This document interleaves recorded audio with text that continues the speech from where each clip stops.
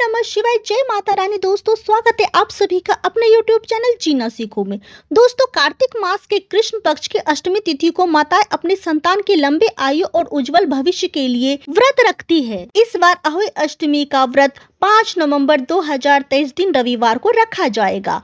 इस दिन माताएं अपनी संतान के लिए निर्जला व्रत रखती है और माता अहोई से प्रार्थना करती है कि उनकी संतान के ऊपर किसी भी तरह की समस्या न आए और वह खुशहाल जीवन जिए। अहोई अष्टमी के दिन विधिवत पूजन करने के साथ साथ इस कथा का पाठ अवश्य करना चाहिए। ऐसा करने से व्रत का फल पूर्ण मिलता है। आइए सुनते हैं अहोई अष्टमी के संपूर्ण व्रत कथा। एक समय एक नगर में एक साहूकार रहता था। उसके 7 बेटे बहुए और एक बेटी थी।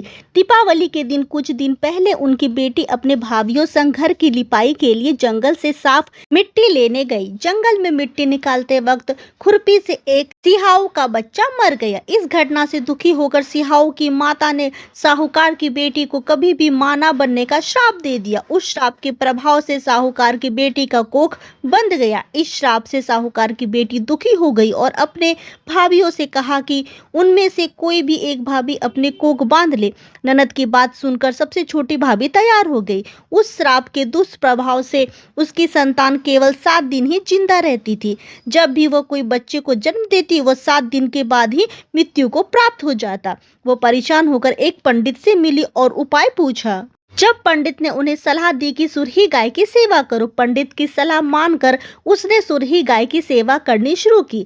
उसकी सेवा से प्रसन्न गाय उसे एक दिन सिहाऊ की माता के पास ले जाती है। रास्ते में गरुड़ पक्षी के बच्चे को सांप मारने वाला होता है, लेकिन साहूकार की छोटी बहू सांप को मारकर गरुड़ पक्षी के बच्चे को जीवन दान देती है। तब तक उस गरुड़ पक्षी की मां आ जाती है। वह पूरी घटना सुनने के बाद उससे प्रभावित होती है और उसे सिहाऊ की माता के पास ले जाती है।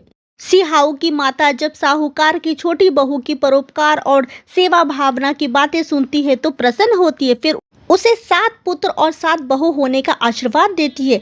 सिहाऊ छोटी बहू को 7 पुत्र और 7 पुत्र बधुओं का आशीर्वाद देती है और कहती है कि घर जाने पर तू अहोई माता का उद्यापन करना, 7 अहोई बनाकर 7 कढ़ाई देना। उसने घर लौटकर देखा तो उसके 7 बेटे और 7 बहुएं बैठी हुई मिली। वह खुशी के मारे भाव विभोर हो गई।